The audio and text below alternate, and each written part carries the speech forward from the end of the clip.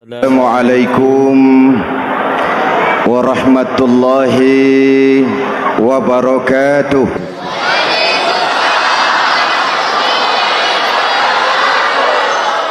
Alhamdulillahi wahdah, sadaqa wa'dah wa nasara 'abdah, wassalatu wassalamu ala man la nabiyya ba'dah, Sayyidina Muhammad ibn Abdullah wa ala alihi wa sahbihi wa mawalah, amma ba'du.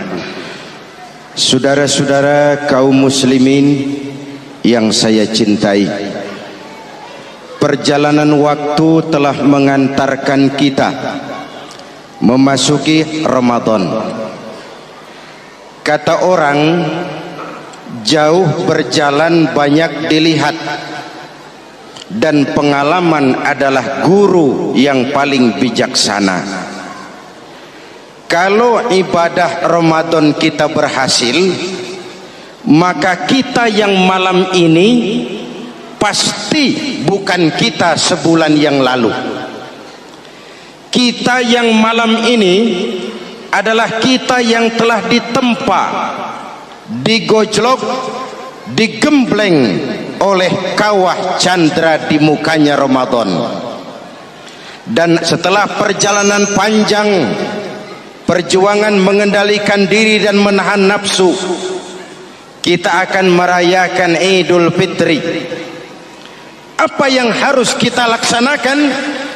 Malam ini saya ingin sampaikan ayat 186 surah Al-Baqarah, di mana Allah menuntun kita. Pertama, walitukmilul iddata, hendaknya engkau sempurnakan jumlah bilangan hari puasamu. Puasa sebulan penuh, bisa 29, bisa 30 hari. Yang bisa ru'yat, punya persyaratan mampu ru'yat, silahkan ru'yat. Yang tidak mampu, ikut yang aman saja, dengerin pengumuman pemerintah, cari amannya saja. Sempurnakan jumlah bilangan hari puasamu. Sebab apa? Puasa itu macam-macam. Ada yang puasa model beduk, depan rapat, belakangnya kosong, cuman pembukaan. Ada juga yang pembukaan, pertengahan, dan penutupan. Ada juga yang penutupan saja, mau dapat Lailatul Qadar.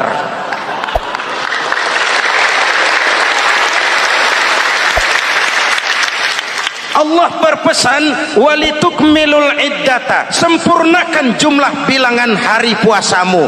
Puasa itu sebulan penuh. Setelah selesai itu, walitukabbirullaha ala ma hadakum, hendaknya engkau agungkan, engkau bertakbir, mengagungkan Allah yang telah memberikan hidayah kepadamu. Tidak ada takbiran sebelum selesai Ramadan. Walitukmilul iddata, itu dulu, sempurnakan jumlah bilangan hari puasamu. Selesai baru walitukabbirullah. Jangan lebaran masih seminggu sudah Allahu Akbar, Allah ngiko. Walitukmilul iddata, sempurnakan dulu jumlah bilangan hari puasamu. Ini adab. Selesai, walitukabbirullah, baru engkau bertakbir, agungkan nama Tuhanmu. Kenapa? Ala ma hadakum, yang telah memberikan petunjuk dan hidayah kepada kita semua. Saudara, kalau bukan lantaran hidayah Allah, berat sebulan penuh enggak makan, lapar melilit perut, haus mencekik tenggorokan. Kalau bukan hidayah, berat melawan nafsu. Kalau bukan hidayah, berat melawan setan. Bagaimana enggak berat? Dia lihat kita, kita enggak lihat dia. Ini kan curang musuh begini. Semata-mata karena hidayah dari Allah. Intan paling mahal, mutiara paling berharga, tidak lain adalah hidayah. Saudara lihat dalam sejarah, kadang-kadang anak Nabi tidak dapat hidayah. tidak terpanggil mengikuti kebenaran. Kan'an anak Nabi Nuh, betul? Kadang-kadang bapak Nabi tidak dapat hidayah. Azar bapaknya Nabi Ibrahim. Ibrahim penegak tauhid, bapaknya produsen berhala. Kadang-kadang istri Nabi tidak mendapat hidayah, kafir, istrinya Nabi Lut. Kadang-kadang paman Nabi tidak dapat hidayah, ingkar, Abu Jahal, Abu Lahab, paman Nabi kita. Anak Nabi, bapak Nabi, istri Nabi, paman Nabi, hidayah tidak datang, mereka tidak terpanggil mengikuti kebenaran. Alhamdulillah, kita yang ponakan Nabi aja bukan.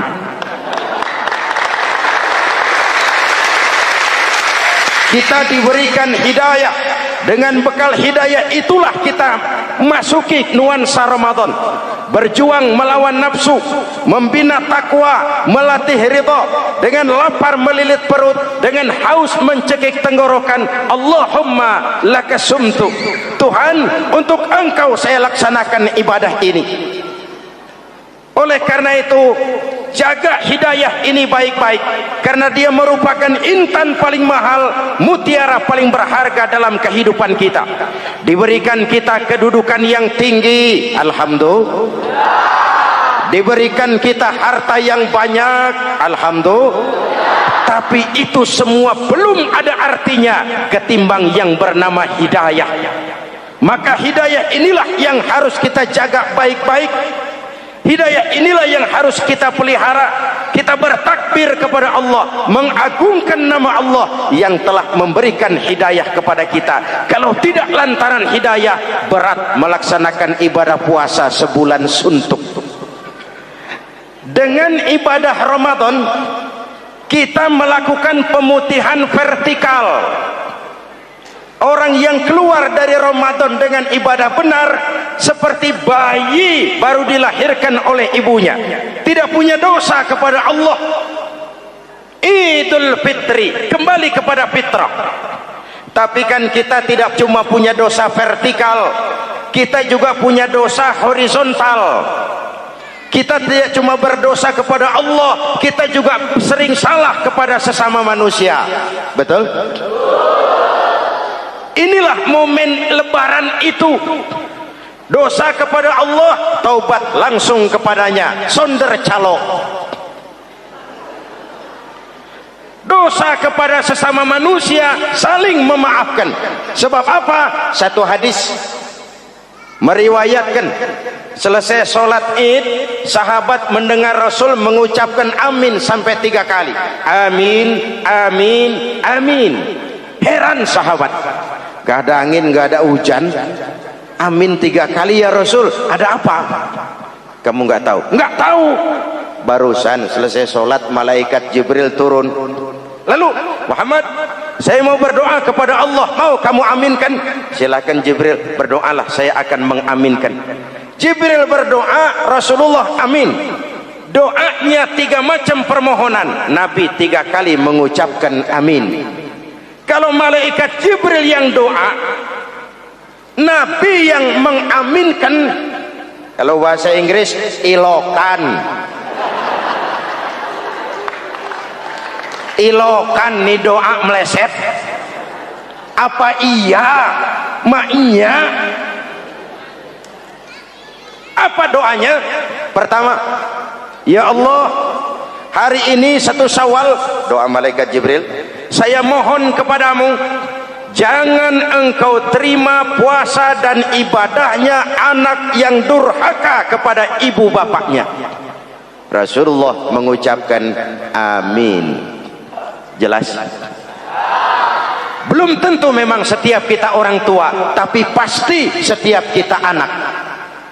Jikalau anak punya ibu dan bapak, seorang anak yang puasa Ramadan, tarawih malam hari, bayar zakat, tadarus Al-Quran, jikalau sudah durhaka kepada kedua orang tuanya, didoakan oleh malaikat Jibril, diaminkan oleh Nabi supaya puasa dan ibadahnya tidak diterima. Na'udzu.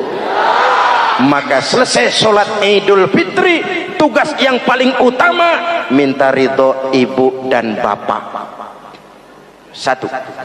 Yang kedua, ya Allah, hari ini 1 Syawal, saya mohon kepadamu, jangan engkau terima puasa dan ibadahnya istri yang durhaka kepada suaminya.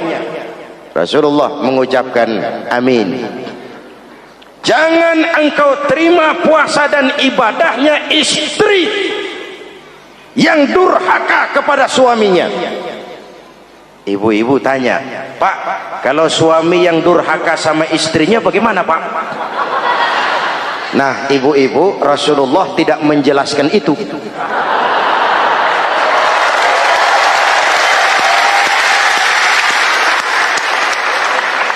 Ya bukannya mau menang sendiri, memang hadisnya nggak sampai ke situ.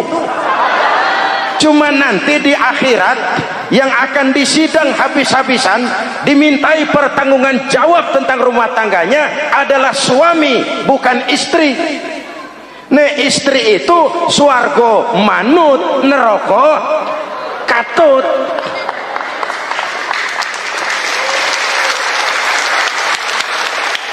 Yang ketiga, ya Allah, hari ini 1 Syawal, saya mohon kepadamu, jangan engkau terima puasa dan ibadahnya muslim yang tidak mau memaafkan sesama saudaranya muslim. Memberi maaf lebih berat daripada minta maaf, tapi memberi maaf lebih mulia daripada meminta maaf. Kalau kita sudah minta maaf, orang tidak mau memaafkan, itu tanggung jawab dia kepada Allah. Orang macam itu yang tidak mau memaafkan sesama saudaranya, didoakan agar puasa dan ibadahnya tidak diterima oleh Allah Subhanahu. Riwayat lain menceritakan, satu hari Nabi lagi kumpul dengan sahabat. Nabi tanya, saudara-saudara, atadruna manil muflis? Tahu nggak kamu siapa orang yang bangkrut, orang yang sial, orang yang celaka? Siapa? Macam-macam jawaban sahabat. Ada yang bilang, al-muflisu fina man la dirham lahu wala mata'. Menurut pendapat kami, orang yang sial, yang bangkrut, yang kagak punya duit. Apalagi mau lebaran kayak begini, bangkrut bener bang. Kadang-kadang yang habis belanja pulang bukan langsung ke rumahnya, ngeneng-ngeneng di depan tetangganya, manas-manasin orang. Hadirin yang saya hormati, semua diukur dengan kacamata materi. Apa jawab Nabi? Bukan. Orang bangkrut bukan yang nggak punya duit.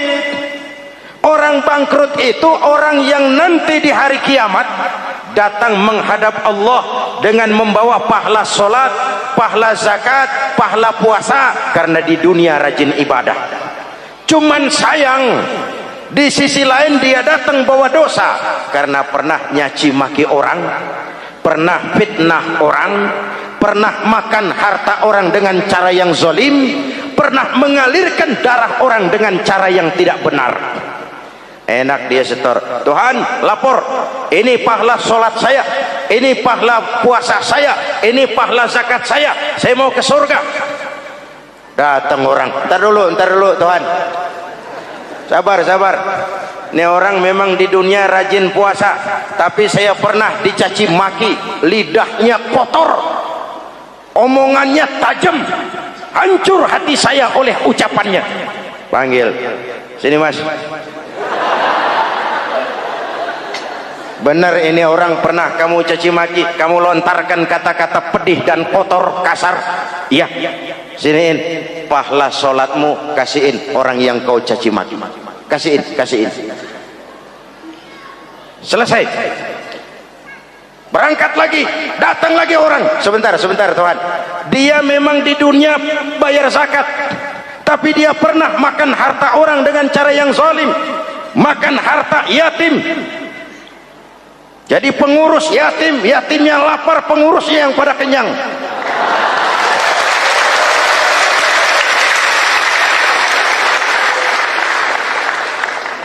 Saya menuntut keadilan. Benar. Siniin pahala zakatmu, kasih orang yang kau makan hartanya. Kalau kebaikannya habis, yang nagih datang terus, apa yang terjadi? Dosa orang yang dia sakiti diambil, diberikan kepada dia. Bangkrut nggak?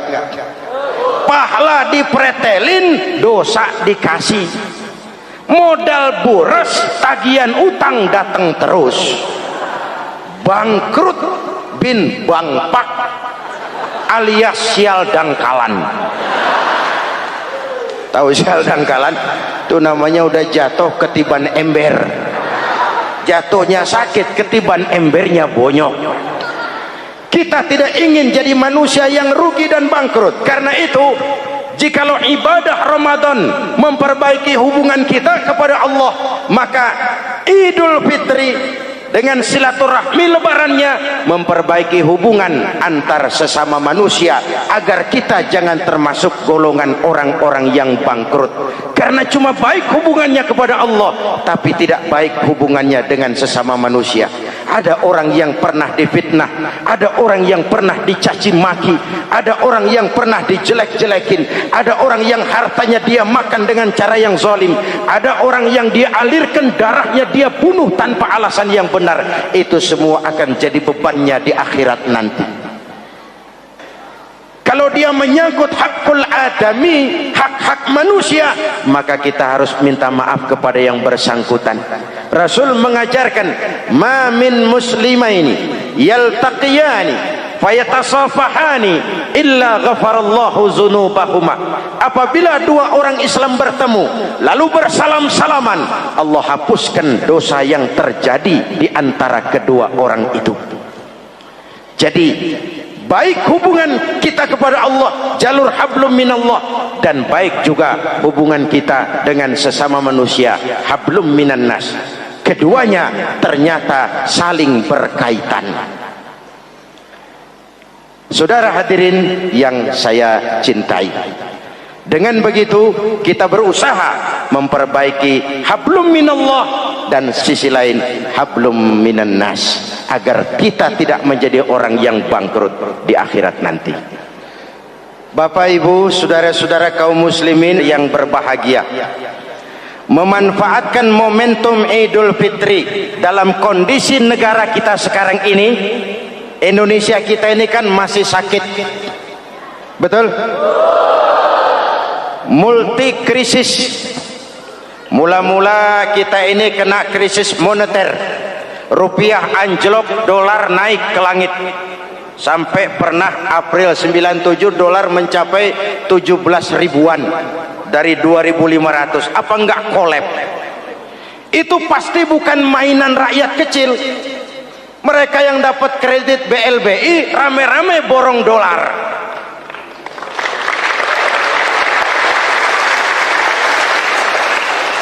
Kita mah bocah kampung boro-boro borong dolar, ngeliat juga tumben. Akibat krisis moneter muncul yang lebih makro, krisis ekonomi. Perusahaan besar ambruk, konglomerat terpuruk, PHK di mana-mana, pengangguran meningkat, kriminal meningkat.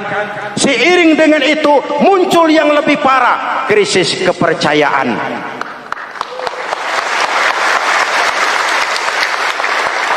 Benih-benih perpecahan bertebaran di mana-mana. Dampaknya masih sangat terasa sampai sekarang ini. Kita lihat sekarang ini, Aceh belum selesai, Papua minta merdeka, Timur Timur cerai.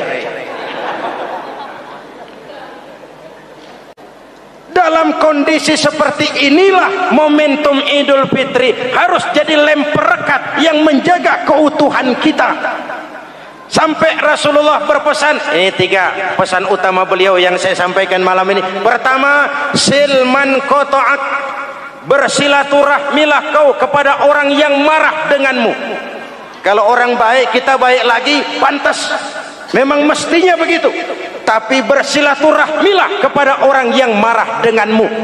Kita harapkan lebaran nih yang silaturahmi jangan cuman kita rakyat di kampung, tapi yang ngaku atau diakui sebagai pemimpin, para elit politik di atas saling bersilaturahmi.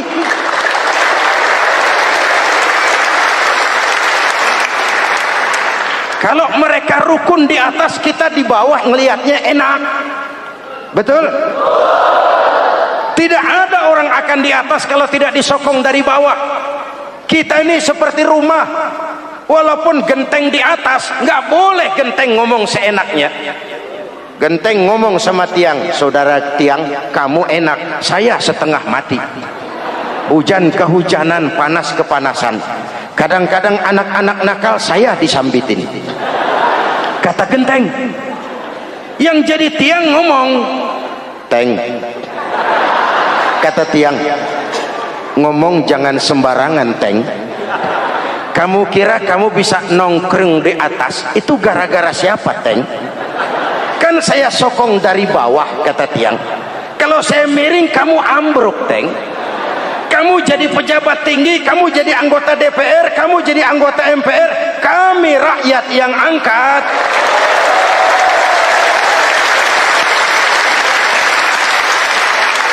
Jangan udah di atas pada berebut turu-turu dia melulu, capek rakyat. Ada yang jadi anggota dewan cuman pengen petatang peteteng, cari prestise dan gengsi. Ada yang cuma jadi trompet kekuasaan, pokoknya apa kata kekuasaan akur, setuju. Kekuasaan bilang, saudara-saudara, bumi ini lonjong, lonjong. Lalu rakyat dapat apa dari wakil kayak begitu? Inilah momentum Idul Fitri. Mari kita manfaatkan silaturahmi. Jangan mewarisi sifat dendam, karena dendam tidak akan menyelesaikan persoalan.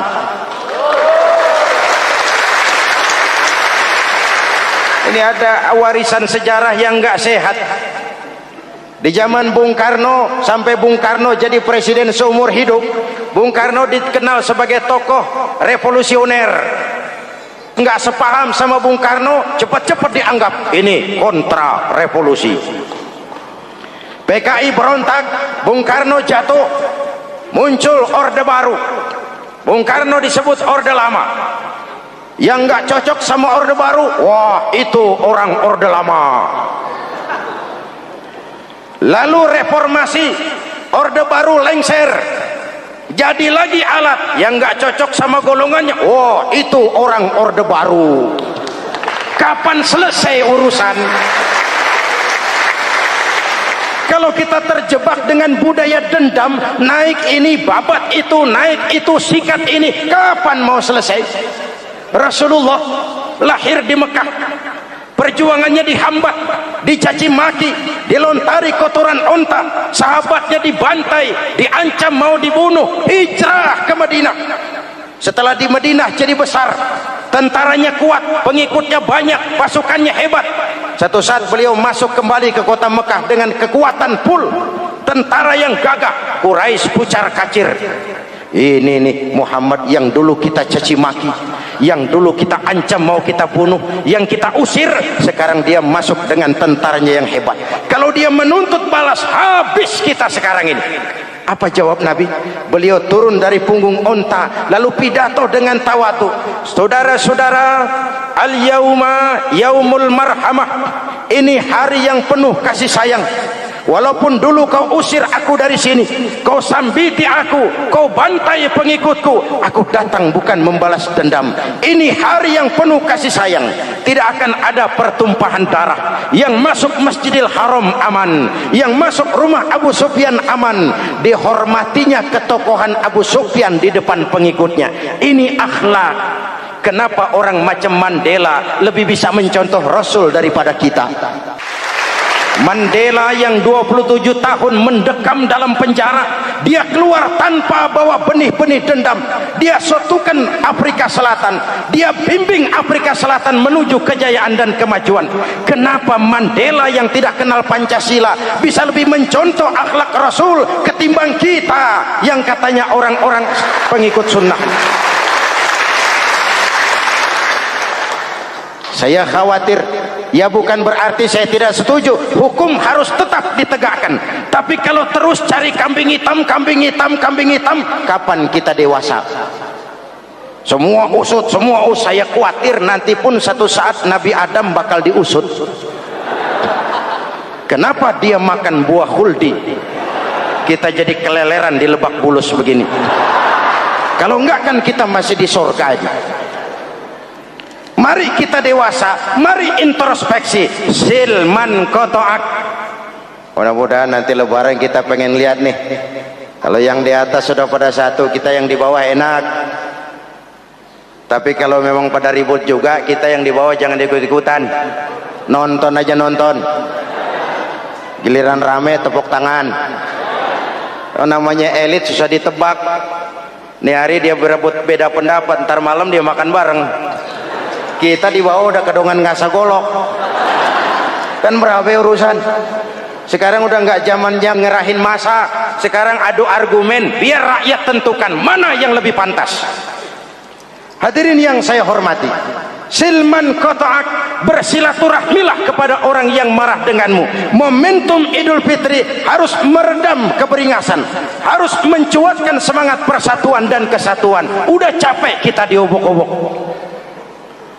Yang kedua, wa'ati man haramak. Ini masalah kepedulian. Berikan orang yang bakhil kepadamu, sampai orang yang pelit pun kasih. Kepedulian. Banyak anak-anak yatim kita, janda-janda tua.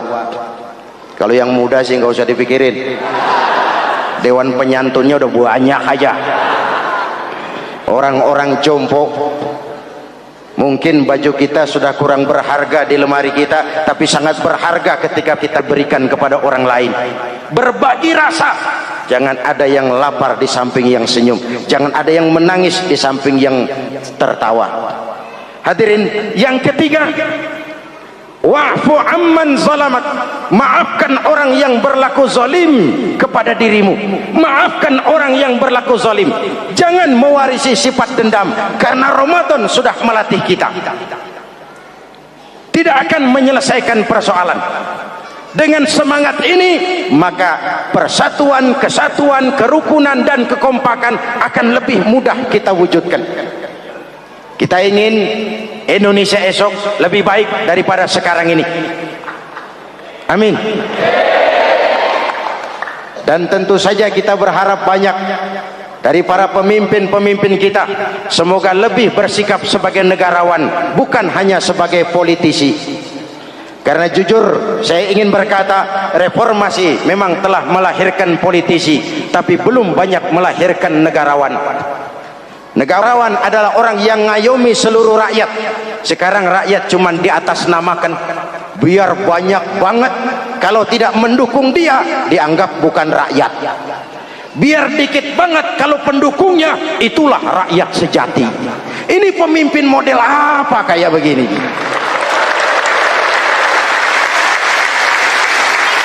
Ini kan mengkamuflase rakyat namanya. Oleh karena itu, mari sama-sama kita baca Fatihah. Kita niat, mudah-mudahan suasana sesudah Ramadan benar-benar kondusif, agar kita bangsa ini bisa keluar dari kesulitan besar yang kita hadapi sekarang ini. Para pemimpin kita semakin kompak dan bersatu, rakyat juga semakin terayomi. Ala hadhihi niyyah wa ila hadratin nabi. Al-Fatihah. Bismillahirrahmanirrahim. Alhamdulillahi rabbil alamin, arrahmanir rahim, maliki yaumiddin. Iyyaka na'budu wa iyyaka nasta'in. Ihdinas siratal mustaqim, siratal ladzina an'amta 'alaihim ghairil maghdubi 'alaihim waladdallin. Amin. Bismillahirrahmanirrahim. Amin. Alhamdulillahi rabbil alamin. Allahumma salli ala sayyidina Muhammadin wa ala alihi wa sahbihi ajma'in. Rabbana taqabbal minna salatana wa siyamana wa qiyamana wa takhassu'ana wa ta'abbudana wa tammim taksirana ya arhamar rahimin. Allahumma ij'alna minas su'ada'il maqbulin wa la taj'alna minal ashqiya'il mardudin. Allahumma a'izzal islam wal muslimin wansur man nasaraddin wakhzul man khazalal muslimin. Allahumma afdalu ma qultuhu ana wan nabiyyuna min qabli, la ilaha illallah. La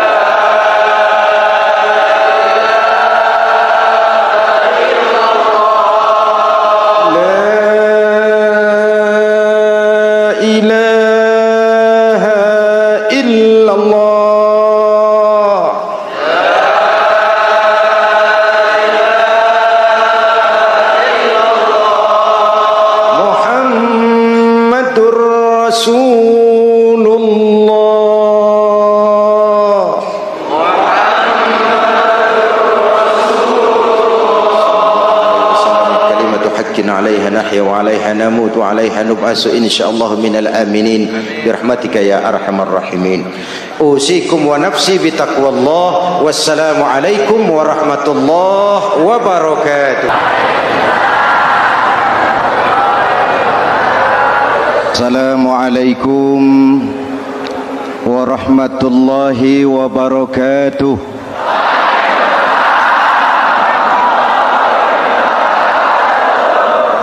Alhamdulillah wassalatu wassalamu ala rasulillah Sayyidina Muhammad ibn Abdullah wa ala alihi wa sahbihi wa mawala, amma ba'du. Hadirin hadirat ma'asyiral muslimin yang saya cintai, Ramadan adalah madrasah, sekolah, tempat di mana kita banyak sekali belajar tentang hidup dan kehidupan, supaya kita lebih siap menghadapi hidup, supaya kita punya wawasan, supaya kita mampu melihat persoalan jauh ke depan, supaya kita tidak terjebak pada keuntungan sesaat tapi merugikan jangka panjang. Malam ini saya ingin mengajak kita semua melihat kurikulum Ramadan. Pelajaran apa yang diberikannya kepada kita? Pertama, Ramadan mengajarkan kita menjadi orang-orang yang sabar, ulet, dan tahan uji. Ini zaman di mana persaingan tajam, betul? Jangankan jadi pejabat tinggi, jangankan jadi pengusaha sekarang ini, jadi kiai saja kalau tidak sanggup bersaing,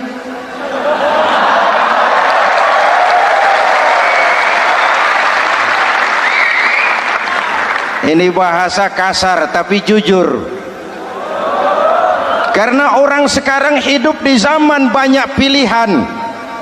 Akibat persaingan yang semakin tajam, orang sering kehilangan kesabaran. Kepengen cepat kaya lalu tidak sabar, makan renten, nipu orang, buka peternakan tuyul,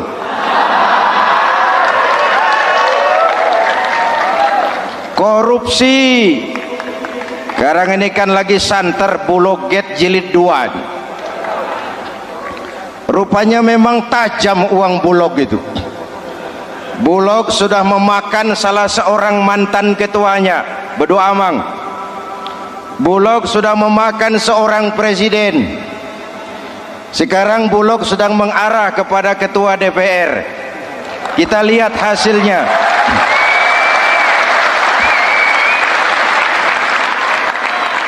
Tentu saja kita prihatin, karena kita tahu ekonomi kita sedang sulit, hutang melilit leher. Tetapi pada sisi lain kita melihat enak saja uang mengalir puluhan miliar untuk sesuatu yang tidak terkait dengan kepentingan rakyat.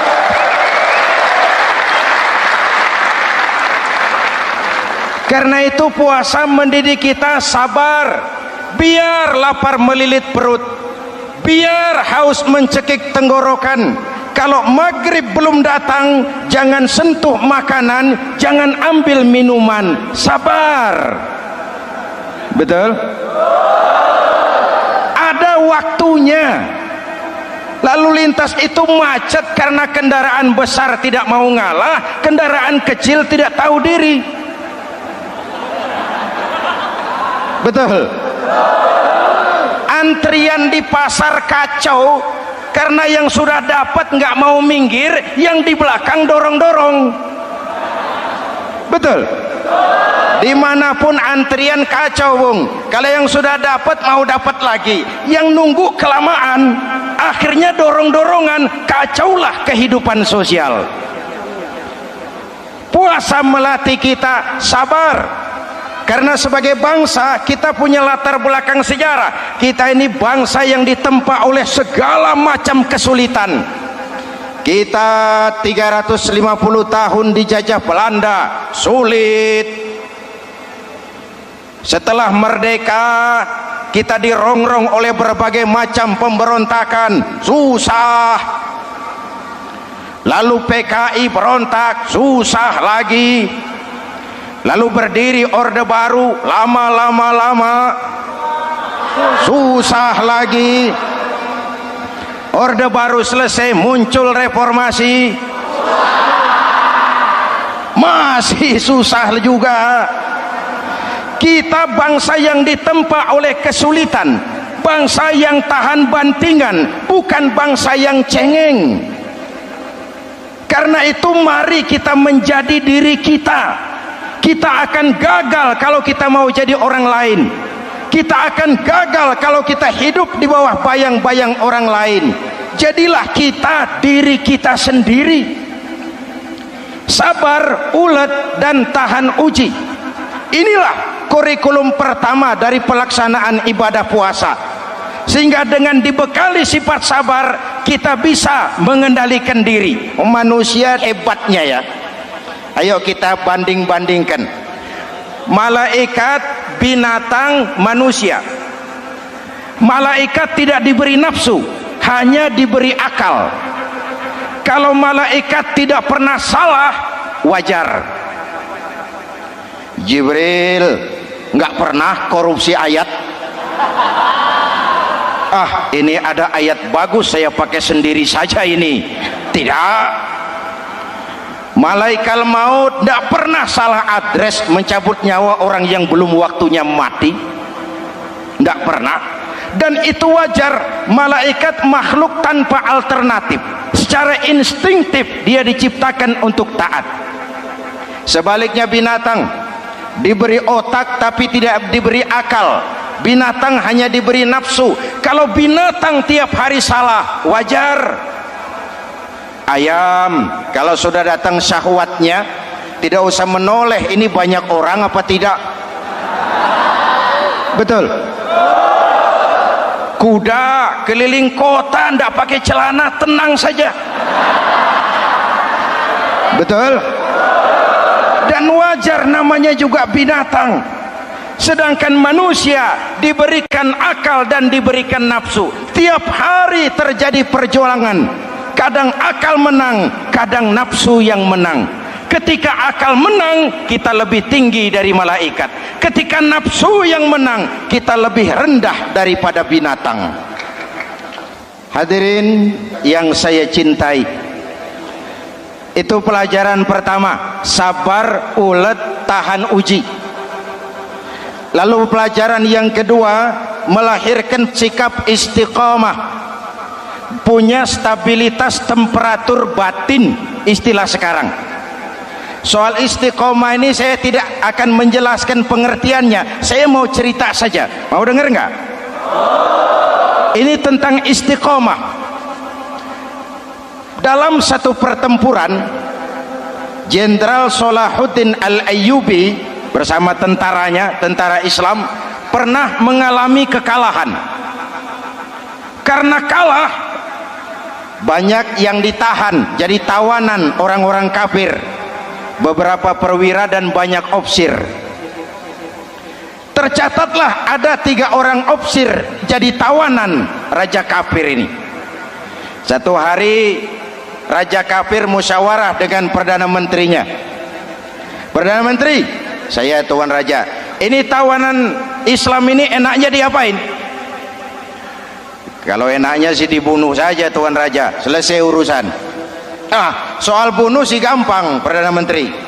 Maksud tuan raja, bujuk saja agar dia meninggalkan Islamnya, ikut ke agama kita, nanti kita kasih hadiah.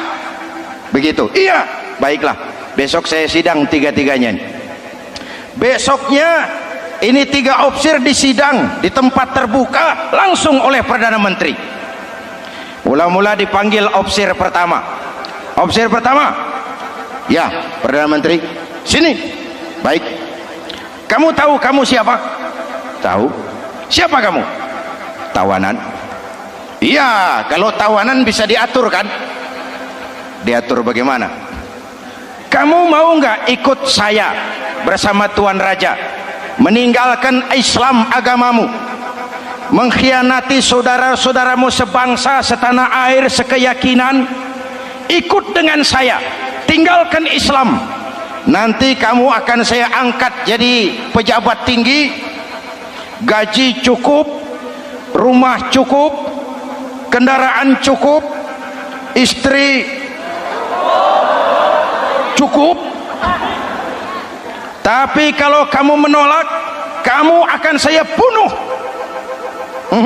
Tuan Perdana Menteri, ya. Apa Anda menyangka selama ini saya berjuang karena kepengen kedudukan yang tinggi? Nih, Tuan menyangka saya berjuang ini karena kepengen harta yang banyak, jaminan hari depan yang memadai? Tidak, Tuan Perdana Menteri.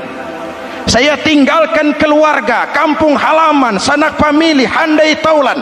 Saya jihad karena mengharap ridho Allah Subhanahu wa ta'ala. Tapi sekarang kamu tawanan kan? Itu resiko perjuangan. Kamu tidak mau meninggalkan Islam? Tidak. Kamu akan saya bunuh. Silakan. Kamu tidak takut mati? Tidak. Kamu berani? Dari kemarin. Apa dikira baru sekarang saya berani?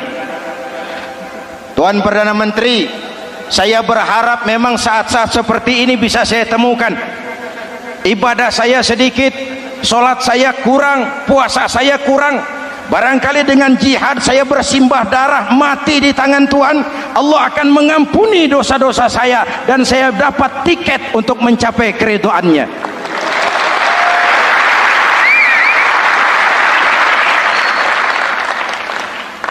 Gila kamu. Biarin.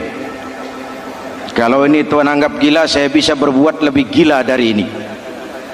Saya bunuh kamu. Bunuh. Algojo dipancung. Deal. Ini terlepas kepalanya dari badannya, menggeluntung kepalanya ke bawah, jatuh bergelindingan. Itu kepala lepas dari badan, ngaji,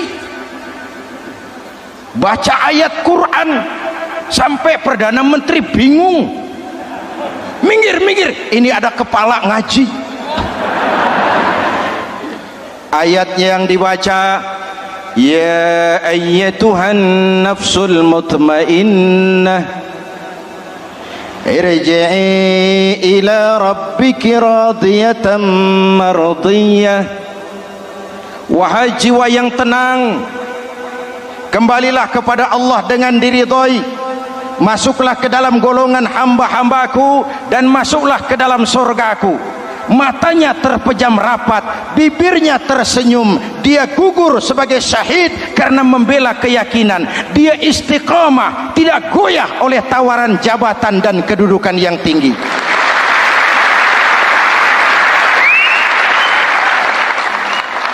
Perdana Menteri geleng kepala. Dasar orang Islam. Panggil officer kedua. Officer kedua. Ya, Perdana Menteri, kamu sudah lihat temanmu yang barusan? Sudah. Mati kan? Mati. Kamu bagaimana? Mau tetap berjuang untuk Islam atau ikut kami? Jabatan tinggi, kedudukan tinggi, rumah tinggi, bagaimana? Atau mau mati seperti teman kamu barusan? Sudah kamu pikir? Sudah, Perdana Menteri. Sudah apa? Sudah, jangan banyak omong. Maksud kamu apa? Saya sudah tidak sabar mau nyusul teman saya yang barusan itu. Saya tidak bayangkan bagaimana disambut oleh malaikat di surga, disambut oleh para bidadari di surga, menggapai ridho Allah. Oh, Perdana Menteri, sudah jangan banyak omong. Kalau mau potong, potong saya. Perdana Menteri bilang ini lebih gila dari yang pertama. Yang pertama masih mau diajak ngomong, ini malah langsung minta disembelih. Ayo Algojo, potong. potong lagi, deal, terpisah lagi kepalanya dengan badan, jatuh ke bawah, menggeluntung, ngaji lagi. Ayatnya yang dibaca, wujuhun yawma izin nadirah ila rabbiha nazirah. Muka mereka hari itu berseri-seri kepada ridho Allah. Mereka memandang, bibirnya senyum, matanya terpejam, dan dia ajal dengan husnul khatimah, mendapat syahid karena teguh punya keyakinan, istiqamah dalam perjuangan, tidak goyang, tidak mencela dan mencele.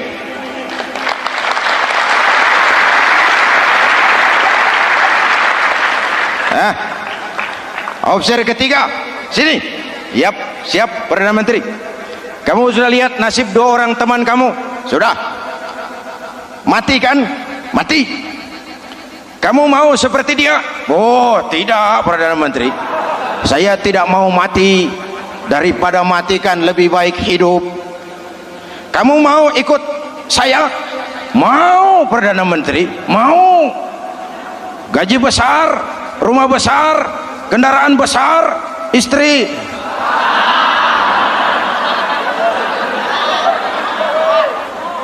Mau Perdana Menteri? Saya mau. Daripada tidak jadi apa-apa, kan lebih baik jadi apa-apa. Daripada tidak punya apa-apa, kan lebih baik punya apa-apa. Oh, jadi kamu selama ini berjuang karena mau cari apa-apa? Iya. Bagus. Nanti saya musyawarah sama raja. Kamu diangkat jadi bupati di mana? Tunggu ya. Perdana Menteri laporan, Tuan Raja. Ya. Ini opsi ketiga kelihatannya baik ini. Dia mau mengkhianati teman-temannya, sebangsa, setanah air, sekeyakinan. Mengkhianati bangsanya, meninggalkan agamanya. Dia mau ikut kita. Kita angkat jadi pejabat, di mana dia? Raja senyum. Oh, soal angkat mengangkat sih gampang Perdana Menteri. Cuma saya pikir-pikir opsi ketiga ini kok tegel-tegele. Kok sampai hati ya? Temannya sendiri, seiman, sekeyakinan, sebangsa, setanah air dikhianati karena mengejar jabatan, harta, kedudukan. Orang itu Perdana Menteri kalau sudah mau mengkhianati saudaranya sendiri, apalagi orang lain.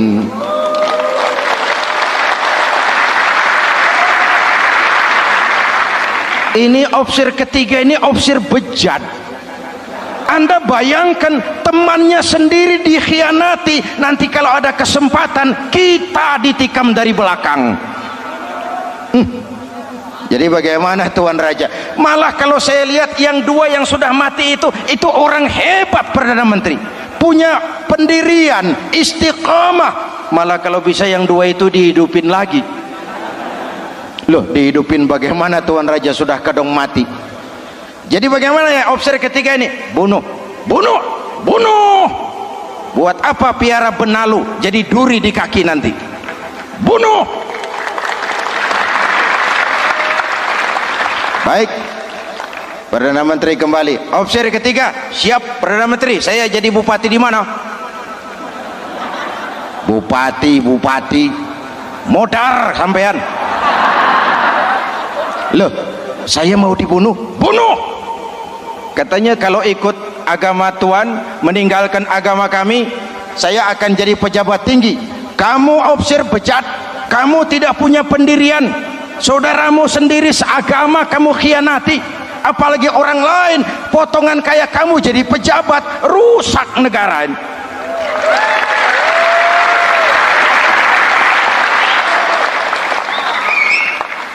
Hadirin hadirat yang berbahagia, saya lanjutkan cerita ini, nanti kesimpulan diambil sendiri-sendiri.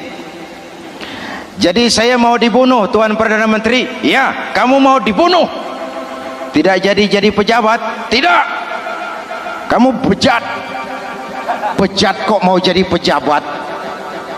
Nanti juga kalau kamu jadi pejabat, paling kerjamu memperkaya dirimu sendiri, paling banter keluargamu dan golonganmu, rakyat tetap saja tidak terurus.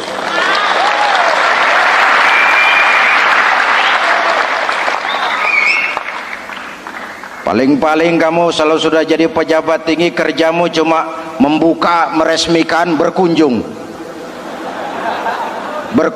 meresmikan, membuka, meresmikan, berkunjung. Lah kapan kamu ngurus rakyatnya? Bejat kamu. Jadi saya dibunuh. Iyalah, kalau mau dibunuh ya saya bunuh, tapi saya mau Islam lagi Terserah, mau Islam lagi mau tidak, kamu tetap akan dibunuh. Iya, saya mau Islam lagi. Ayo cepat. Iya Pak, saya mau syahadat dulu. Cepat. Iya Pak, asyhadu macet lehernya. Ayo cepat. Iya Pak, asyhadu tidak bisa mengucap syahadat. Ayo cepat. Iya Pak, asyhadu tidak tuntas mengucap syahadat, golok algojo keburu sampai di lehernya. Deal. Darah mancur, pisah kepala dengan badan, menggeluntung ke bawah. Ngaji lagi. Wong dia bekas santri, masih bisa ngaji. Cuma ayat yang dibaca lain sama dua temannya tadi. Ayat yang dibaca, afaman haqqa alaihi kalimatul azab, afaman haqqa alaihi kalimatul azab, afa anta tunkizu man finnar. Ini ayat yang dibaca. Orang yang memang sudah dapat vonis akan mendapat azab, bisakah kamu menyelamatkan dia dari neraka? Bertahun-tahun berjuang di bawah bendera Islam untuk kejayaan Islam, di akhir hayatnya dia tergoda oleh kedudukan dan harta, oleh jabatan dan pangkat. Ia bergeser, imannya rapuh, hilang istiqomahnya, ditinggalkan agamanya, dan dalam keadaan begitu dia mati, dia su'ul khatimah. Na'udzu.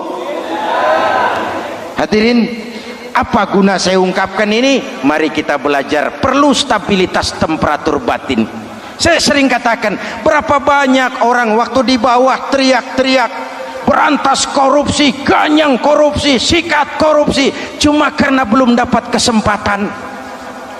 Begitu dapat kesempatan, korupsinya lebih gila dari yang dia teriaki. Betul? Waktu di bawah rajin baca ayat kursi, dapat kursi lupa sama ayat. Betul? Betul? Ini yang memerlukan sikap istiqamah, konsisten. Hanya dengan semangat seperti ini, maka kita tidak akan goyah oleh tantangan yang bagaimanapun beratnya. Hadirin yang saya muliakan, Allah berjanji orang-orang yang beriman kemudian beristiqamah, tatanazzalu alaihimul malaikatu alla takhafu wala tahzanu, akan turun kepada mereka malaikat seraya berkata, kamu tidak usah takut, kamu tidak usah sedih. Allah akan memberikan pertolongan kepada orang-orang yang istiqamah. Ayo kita tetap istiqamah melaksanakan ibadah hanya kepada Allah Subhanahu wa ta'ala. Nah, yang ketiga, ikhlas. Allahumma lakasumtu, untuk engkau saya berpuasa. Orang mau puji atau tidak bukan soal, orang mau lihat atau tidak bukan soal. Kalau sudah berbuat, yang penting karena Allah saja. Keikhlasan itu, kalau amal kita adalah jasad, ikhlas adalah roh. Saudara, hari Jumat jam 9 pagi sudah berangkat ke masjid, apa tidak bagus? Bagus. Sarungnya baru, Samarinda kelas BHS, sajadah tebal, tasbih panjang. Jam 9 sudah berangkat. Iya, padahal sholat jam 12. Betul, apa pahalanya besar? Nanti dulu. Itu berangkat jam 9 itu maunya apa? Pameran sarung? Atau di dekat masjid ada janda? Atau apa? Disinilah peran keikhlasan. Keikhlasan itu bukan kata. Malah kalau kita, oh saya ikhlas loh, biasanya tidak ikhlas kalau sudah ngomong begitu. Ikhlas itu amalan batin. Puasa ini menyelamatkan kita dari penyakit riya. Saya ingatkan Al-Ghazali bilang penyakit dua macam, penyakit zahir dan batin. Bedanya apa? Pertama, penyakit zahir yang punya lebih tahu dari orang lain, tapi penyakit batin orang lain lebih tahu dari yang punya. Kalau kita punya kanker darah tinggi, kita tahu, orang lain tidak. Tapi kalau kita sombong, hasud, dengki, orang lain kadang-kadang lebih tahu dari kita yang punya. Betul? Yang kedua yang dahsyat, sehebat-hebatnya penyakit zahir cuma merusak dunia, penyakit batin merusak dunia, menghancurkan akhirat. Ginjal mati, darah tinggi mati, tumor mati, kanker mati, leukemia mati, tapi tidak berakibat akhirat. Tidak ada penduduk neraka ditanya, kenapa kamu masuk neraka? Tumor pak. Tidak ada. Tidak ada. Sehebat-hebatnya penyakit zahir cuma merusak dunia, tapi penyakit batin merusak dunia, menghancurkan akhirat. Sombong, penyakit batin, di dunia dijauhi orang, di akhirat neraka tempatnya. Kikir, penyakit batin, di dunia dijauhi orang, di akhirat neraka tempatnya. Betul? Maka Al-Ghazali heran, kalau diserang penyakit zahir kita panik, cepat-cepat cari dokter. Tapi kalau diserang penyakit batin kita tenang-tenang saja. Padahal penyakit batin merusak dunia dan lebih hebat lagi menghancurkan akhirat. Maka puasa melahirkan keikhlasan, agar di dalam melaksanakan ibadah cuma kita dan Allah saja. Inilah jiwa dan semangat yang sekarang ini pun sudah mulai menjadi langka. Semuanya karena akhirnya yang subur mental penjilat. Sumuhun dawuh, pasukan kulonuun, barisan asal bapak seneng, pasukan kumaha juragan wae, organisasi oke bos. Kita miskin dengan orang-orang yang punya prinsip, yang berani berkata ya terhadap yang benar, sanggup berkata tidak terhadap yang tidak benar, apa dan bagaimanapun resikonya. Kita terlalu kaya dengan barisan asal bapak seneng, pasukan oke bos, organisasi kumaha juragan wae, dan kita miskin dengan orang-orang yang punya kepribadian, yang tegar dan istiqomah apapun resiko yang dihadapinya. Jadi dengan keluar dari sekolah Ramadan, semangat keikhlasan makin tumbuh dalam hidup dan kehidupan kita. Ibu bapak hadirin hadirat yang berbahagia, itulah makanya puasa disebut ibadah sirriyah, ibadah abstrak, cuma kita dan Allah saja yang tahu. Ini lebih mendorong semangat keikhlasan. Kata Imam Al-Ghazali, an-nas kulluhum mauta illa al-alimun wal alimuna niyamun illa al-amilun wal amiluna mughtarruna illa al-mukhlisun. Manusia itu mati kecuali orang yang berilmu. Orang yang berilmu walaupun hidup tidur kecuali yang mengamalkan ilmunya. Dan orang yang mengamalkan ilmunya banyak yang tertipu kecuali yang ikhlas di dalam mengamalkan ilmunya. Manusia mati kecuali yang berilmu. Yang berilmu walaupun hidup tidur kecuali yang mengamalkan ilmunya. Yang mengamalkan ilmunya banyak yang tertipu, menyangka amalnya sudah banyak, sholatnya sudah hebat, zakatnya sudah luar biasa, jihadnya sudah mantap. Banyak yang tertipu kecuali yang ikhlas di dalam mengamalkan ilmunya. Jadi amal tanpa ikhlas, jasad tanpa ruh. Itulah makanya nuansa Ramadan dengan ibadah puasa mengembangkan semangat keikhlasan di antara kita semua. Mari kita baca doa sama-sama munajat, mohon pertolongan Allah agar kita diselamatkan dari penyakit riya dan ditumbuhkan semangat keikhlasan.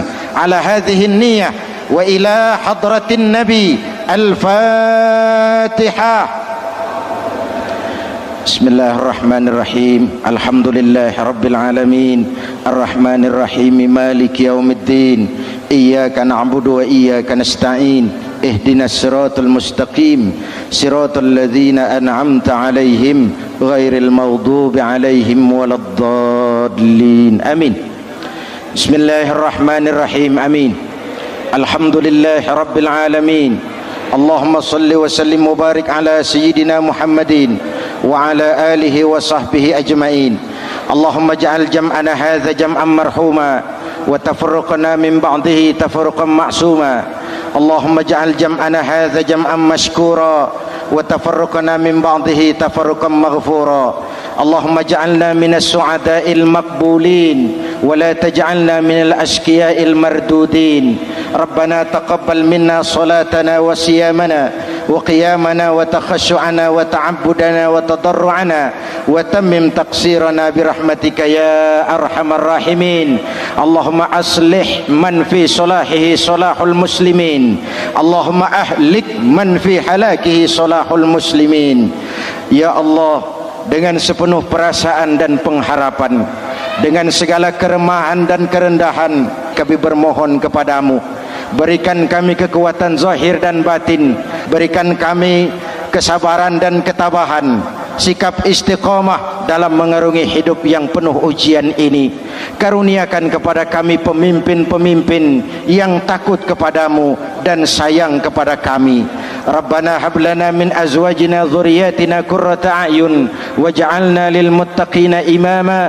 Afdalu ma qultuhu ana wan nabiyyuna min qabli. La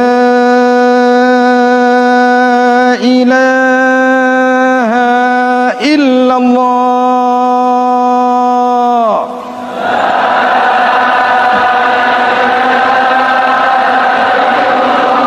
La ilaha illallah.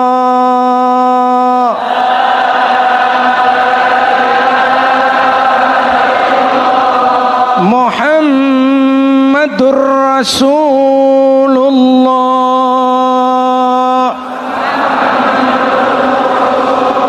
Amin. Kalimatu haqqin 'alaiha nahya wa 'alaiha namut wa 'alaiha wa biha nub'atsu insyaallah minal aminin birahmatika ya arhamar rahimin.